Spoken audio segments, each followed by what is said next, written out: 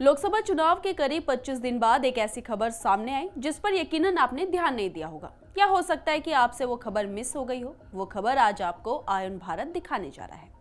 खबर ये है कि आज एक ऐसा परिवार जिसके लगभग सभी सदस्य जमानत पर बाहर हैं, उन्होंने प्रधानमंत्री नरेंद्र मोदी की असेसमेंट रिपोर्ट पेश की है। असेसमेंट इस अंदाज से किया है कि उस रिपोर्ट में मोदी को लेकर एक भी पॉजिटिव बात नहीं कही गई। रिपोर्ट में सिर्फ और सिर्फ नेगेटिव नैरेटिव की भरमार है और ये असेसमेंट रिपोर्ट पेश की है कांग्रेस की पूर्व अध्यक्ष, इमरजेंसी लगाने वाली इंदिरा गांधी की बहू और लोकसभा में नेता विपक्ष राहुल गांधी की माता जी सोनिया गांधी ने। मैडम ने एक अंग्रेजी अखबार में लिखा है कि प्रधानमंत्री मोदी कैसे काम करते हैं, कैसे देश में नफरत फैलाते हैं। यहाँ सोनिया गांधी ने पीएम मोदी की अच्छी बातों को कैसे छुपा लिया, ये आपको आज हमारी इस रिपोर्ट में पता चलेगा। नमस्कार, मैं मंजू रुधियाल और आप सभी का स्वागत है आयन भारत। सोनिया गांधी ने सबसे पहले कहा कि पीएम मोदी कहते कुछ है और करते कुछ है। प्रधानमंत्री ऐसा काम कर रहे हैं जैसे कुछ हुआ ही ना हो। वो आम सहमति का पाठ पढ़ाते हैं लेकिन टकराव को महत्व देते हैं। इस बात का जरा भी सबूत नहीं है कि उन्होंने चुनावी नतीजों को स्वीकार किया है या जनादेश को समझा है और लाखों मतदाताओं की ओर से उन्हें दिए गए संदेश पर विचार किया है। ये था सोनिया गांधी का पहला आरोप। लेकिन सोनिया गांधी ने ये नहीं बताया कि आखिर पीएम ने ऐसा कौन सा वादा किया था जो उन्होंने पूरा नहीं किया।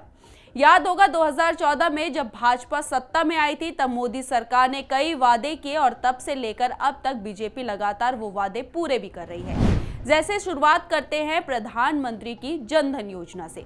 नरेंद्र मोदी की प्रधानमंत्री जनधन योजना के तहत 50 करोड़ से ज्यादा लाभार्थियों को बैंकिंग सुविधा मिली। इन खातों की संख्या बढ़कर 2023 अगस्त तक 50 करोड़ पहुंच गई। 2016 में उज्ज्वला योजना की शुरुआत हुई। 2019 तक सरकार ने 8 करोड़ एलपीजी कनेक्शन बंटवा दिए। प्रधानमंत्री आवास योजना की शुरुआत 2015 में हुई और 2023 तक 1 करोड़ 18 लाख शहरी आवास दिए गए, जबकि 2 करोड़ 94 लाख ग्रामीण आवास बांटे गए। ऐसी कई और योजनाएं थी जिसे मोदी सरकार ने शुरू किया और उसे पूरा किया। शुरुआत से ही बीजेपी का सपना था अयोध्या में रामलला की प्राण प्रतिष्ठा। वो काम भी भाजपा ने पूरा करके दिखाया। सोनिया गांधी ने आगे लिखा कि मैं पाठकों को याद दिलाना चाहूंगी कि जब प्रधानमंत्री के दूतों ने लोकसभा अध्यक्ष पद के लिए सर्वसम्मति मांगी थी तो इंडिया गठबंधन दलों ने प्रधानमंत्री से क्या कहा था। जवाब सरल और स्पष्ट था। हमने कहा कि हम सरकार का समर्थन करेंगे, लेकिन परंपरा और रिवाज को ध्यान में रखते हुए यह उचित और अपेक्षित था कि डिप्टी स्पीकर का पद विपक्ष के किसी सदस्य को दिया जाए। यहाँ ये समझ नहीं आ रहा कि जिन राज्यों में कांग्रेस की सरकारें हैं, क्या वहाँ स्पीकर भाजपा का है?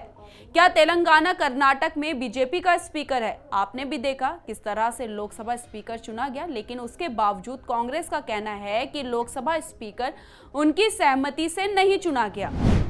आपातकाल के मुद्दे पर सोनिया गांधी ने कहा कि प्रधानमंत्री और उनकी पार्टी की ओर से आपातकाल का मुद्दा उठाया गया है। आश्चर्यजनक रूप से स्पीकर के जरिए भी, जिनकी स्थिति सख्त निष्पक्षता के अलावा किसी भी सार्वजनिक राजनीतिक रुख के साथ असंगत है।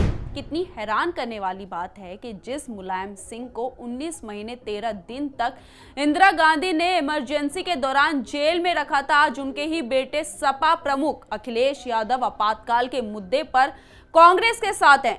उस वक्त इंदिरा गांधी ने संजय गांधी को इतनी छूट दे रखी थी कि संजय गांधी ने खुलकर अपनी मनमानी की और इंदिरा गांधी ने विपक्ष के सारे नेताओं को जेल में डाल दिया।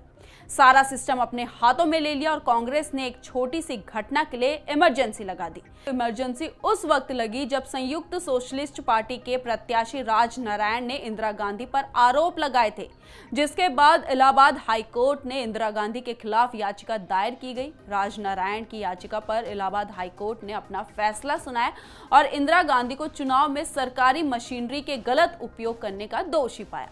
साथ ही इंदिरा गांधी की उस याचिका को भी खारिज कर दिया और इंदिरा गांधी को अगले 6 साल तक चुनाव लड़ने पर रोक लगा दी। बता दें कि हाईकोर्ट के फैसले के बाद इंदिरा गांधी को प्रधानमंत्री पद से इस्तीफा देना था, लेकिन उन्होंने इस्तीफा न देते हुए देश में ही आपातकाल लगा दिया। आज जो विपक्ष पीएम मोदी को तानाशाह कहता है, आप खुद बताइए कि पीएम मोदी ने कब देश में आपातकाल लगाया? कब आम जनता का अधिकार छीना? क्या मोदी के शासन में एक भी दिन टीवी चैनल बंद हुआ या कोई न्यूज़पेपर बंद हुआ? कभी नहीं, लेकिन कांग्रेस के शासन में ये सब हुआ।